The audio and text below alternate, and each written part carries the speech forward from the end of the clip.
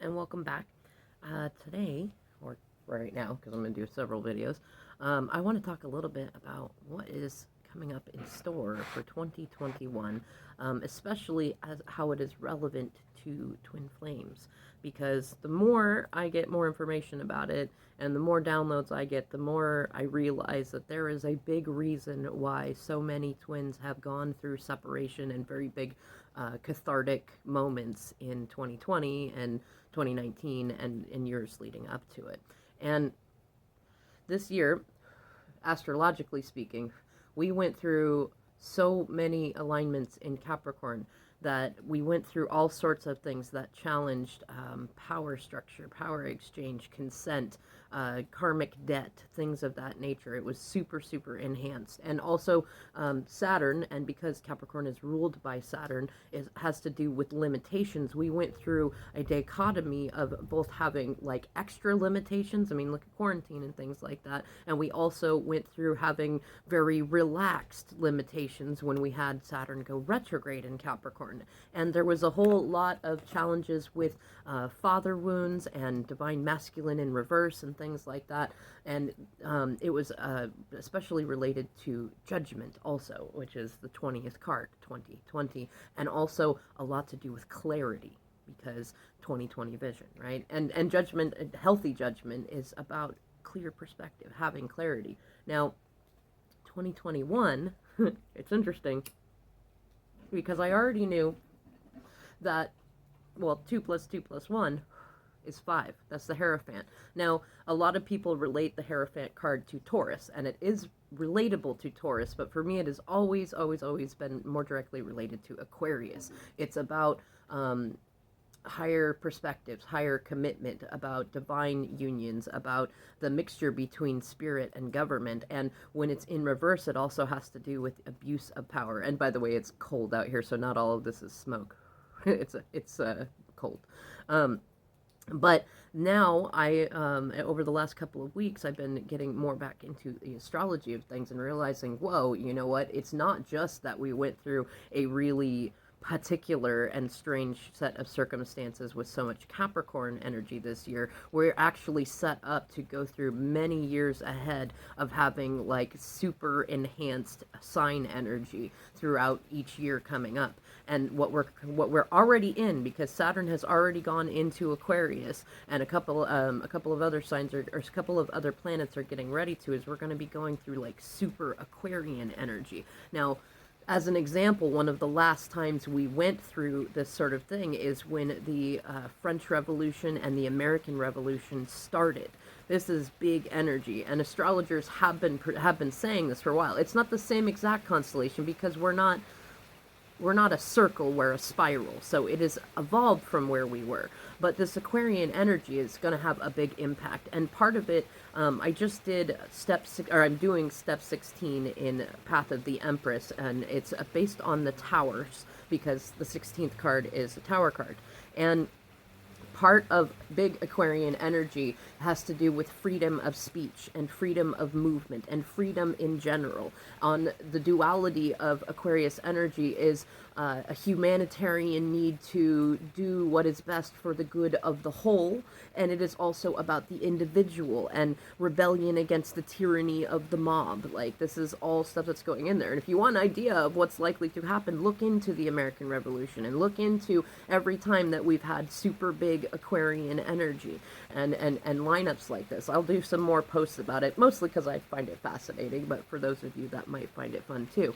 But the archetype of the Hierophant it's a combination. So I see it, one, as kind of like the Pope. He's a bit pompous, and depending on which Pope is in, they can very much abuse power and be very bigoted and be very unkind about things. I mean, I don't have anything against Christianity. I do, however, look at it like any spiritual path can be abused, and many people have. If we look at things like the Crusades and what the Roman Empire did and things like that, you know, which they abused both pagan paths and Christian paths. They did all sorts of things. But if you think about it in the sense that on one side of the Hierophant is like a spiritual leader of the group who like, think about when people were not allowed to learn to read Latin because of the Catholic Church believed that it was, well, what they taught was that only those that studied a path of divinity were sanctioned to be able to read the words of Spirit or of God. And what it really was they recognized, much like slave owners did later when we had slavery all over the place, that those that were able to access the information could then be on their own path, and they would be just as good and just as divine. And it was very much about limiting that so that they had control over it. And as long as people were illiterate to what it actually said, then they could make it say, they could tell people that it said whatever they wanted it to say. St. Patrick is another example of that too. A lot of people celebrate St. Paddy's Day, but quite frankly, having a fair amount of Gaelic ancestry in my own history, it's offensive. It is, because St. Patrick, who was supposedly came and drove all the snakes out of Ireland, you know what the snakes actually represented? The snakes were what they were calling the pagan people, the people who studied older indigenous paths of Ireland. And what it was is that he came in and killed a lot of people, and there was rape and pillaging going on too. And people to this day celebrating St. Patrick's Day are celebrating somebody who was very cruel and who misused spiritual work to create power and to hold power and to take land from people. And it's, I mean, watch the movie Avatar and you'll get an idea. That was very much what St. Patrick was actually doing and actually was trying to destroy people to be able to give power to the church and to be able to put in power a different mainstream spiritual path, because people very much were connected to the land and their spirituality. And they did a lot the same later on in Americas on Turtle Island with indigenous peoples and indigenous tribes. And they tried to erase their culture and history, and that's what happened there. So we can see that on one side of the Hierophant, we have serious abuse of power from a spiritual way, from a spiritual path. And it's also, to me, there's a kind of a middle ground to a little bit of pompousry. And it doesn't have to be bad, but pomp and circumstance is another part of it. When I see the Hierophant card, for me, on my journey, a lot of times it reminds me to embrace the absurd. And it's okay to be a little bit pompous and a little bit fun. And on the other side of that, too, I think about the priestesses and the priests who are in a humble small town or small group that teach and preach to others. Some readers on here remind me of that Hierophant energy. Whereas the High Priestess card, the archetype is more about quiet solitude and contemplation. The Hierophant, which comes right after her, is about speaking and teaching and being willing to do that, but it's in a humble way. You are not healing other people. You are healing yourself by speaking your truth and just simply allowing other people permission to also speak truth and heal themselves. And I should say, now I think about it too, a lot of the energy of the Hierophant card is also cults and things like that. And I think that, I mean, there's so many things that could be qualified as cults. Heck, the Twin Flame journey could be qualified as cults. But I mean in the sense of the nefariousness of cults that lead us into shadows that look like light. And then on the same side, there's many groups and people that are trying to lead others to the light and are defined as cults. And we can see this already playing out a lot politically too. An example is like the two sides of vaccination. There, for a long time, I mean, when vaccinations came out, it was very good science and it was very necessary, but power can corrupt. And just like anything, just like most everything else with Big Pharma, where there are many things that have saved lives, we also have the other side, that there are many things that are used to abuse power. And so we see two sides of that coming up, to where there are those that are trying to speak up, trying to defend informed choice, informed consent, medical freedom, things like that. And that's going to increase, especially with C-19 going on. And a lot of people on the other side of that who are more or less just afraid of change, but they're on the side, the humanitarian side of doing what's good for everyone to the degree, to an extreme degree of not doing any of their own research. They start turning the other people into cults and fringe extremists, and completely neglect that they could look into that information too and still still decide what they want, but then it's informed consent. And on the other side too, we have plenty of people that don't actually do their digging and don't look into the vaccination stuff, and they just believe what they're told on the anti side. Maybe they watched a movie or a documentary, but they didn't do any further digging, and they won't listen to the other side, because there will likely come a point in time when we have found a balance between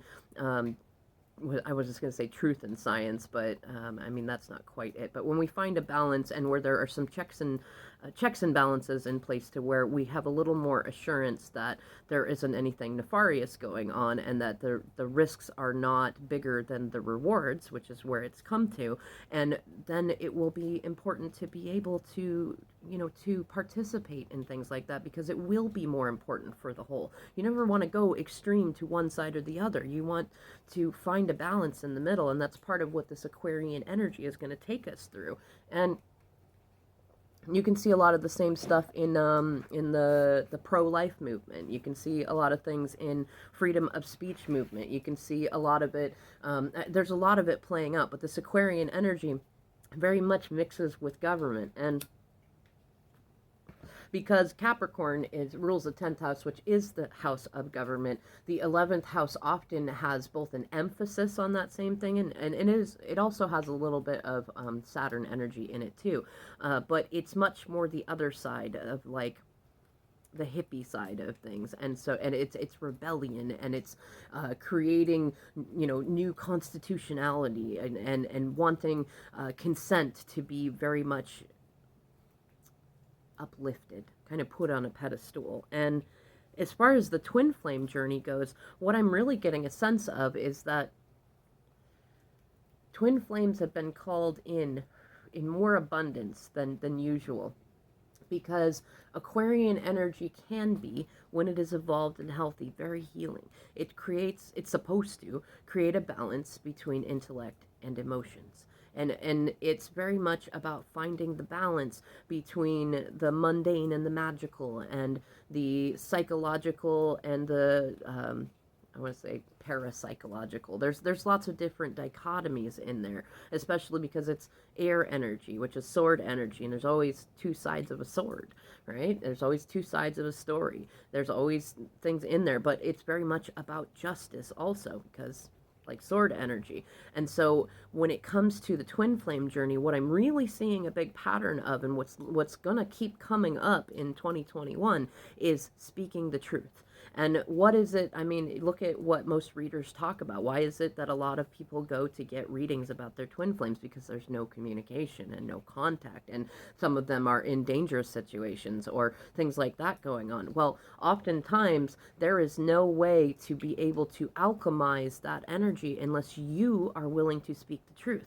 And there are going to be situations for some where there really is danger in speaking the truth, and for others it's more perceived danger or just fear of abandonment challenges and things like that. But you got to ask yourself, we're going into this energy of revolution, and put yourself in the place of, pick your favorite revolution in history. I mean, it could be the Civil War, it could be the American War, the French War, War of Roses. There's all sorts of different times in history that this stuff has happened. And you got to decide, what kind of character do you want to play in this? What do you want to be a part of your story? Do you want to be one of those people that didn't speak up because there might have been danger to you? Do you want to be one of those people that went along with the mob, the whole crowd, because nobody else was speaking up about it? Or do you, I don't place judgment on not doing that. I'm a type 8 Enneagram, so I lean more towards speak up and face the fear of it and be courageous, but I don't admonish anyone who doesn't. And you know your story, and you know the reality of it, and if it's not right for you, then it's not right for you, and that's fine. Like, accept yourself in that. That is fine.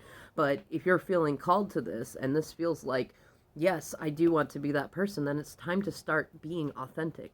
And that's a big thing too. I include it in some of my readings, but I'm getting more and more downloads and seeing more and more other readers embracing authenticity. And the irony is that a couple of years ago, I did a ceremony in which my intention was to embrace authenticity, the energy of that. And so I'm I'm not already there, but I've already been in that, and I can tell you in terms of my journey with union with my twin, that has incredibly impacted that, and it was scary, and I will talk more about it, just our journey in general and how authenticity changed a lot of that, and like both the towers it created and the healing that it created and things like that to add to this energy, because it is a little nerve-wracking, especially because a lot of us have twins who have been wrapped up either with actually dangerous karmics or those who make themselves look very imposing and look like they're going to create some sort of drama situation if we out them. And it does take the bravery of being able to own your own shadows. You cannot go and speak the truth about others and not speak the truth about yourself. But I tell you what, 15:15 on the clock, that's funny. It is very healing to be able to embrace your own story and to say, yeah, you know what, I was toxic too. I was karmic too for a while. I did these bad things. I had these bad habits. I did these things. And when you can own that and speak about it yourself, guess what? Nobody has power over you anymore. And if you're not afraid of what they might do in there, I'm going to tell you 9 times out of 10, it's usually a threat is just a threat. It's not actually that they're going to do something, but most people are afraid of a threat, and they're used to manipulating people, including your twin, by the way. If you feel threatened by them, it is very likely that your twin is staying with them because they are afraid of what that person might do. And by you being willing to speak the truth and get out there, you can actually create a lot more space for their own freedom and for yours. And by you being willing to embrace your story, your shadow sides, the things that you are afraid you'll get rejected for, guess what? You also help your twin do the same. And a lot of times twin flame journeys take a long time to come back into union or to get into union in the first place, because both twins are afraid of being real and afraid of being authentic, either afraid of sharing their actual feelings with each other or sharing their thoughts and their journey with other people and without so much filtering, or they're afraid of what other people might think, their families, their friends, their exes, karmics, work people, things like that. And it takes a lot longer to get there if you're not willing to be authentic. And right now, astrologically speaking, anything inauthentic is, I'm going to say it's dying. It's going through death card moments. If you're not being authentic, it's going to show anyways. So, you know, you kind of got a choice. Do you want to embrace it and take it on, or do you want to be outed by somebody else? You know, that's kind of the energy that's going on astrologically speaking. And I think that part of what the twin flame journey is about is that we get each other into a place to where we're not so afraid to speak the truth. And because we start speaking the truth, we give more people permission to speak their own truths. And that starts to eradicate the problems that we have, like with bullying and aggression and restrictions to freedom of speech. I was going to say freedom of truth even. Anyways, I'm going to leave this video here. Let me know if you have any specific questions or if you're feeling similar energy. And I'm going to keep talking about this subject more as we go on. So stay tuned, and I'll catch you in the next video.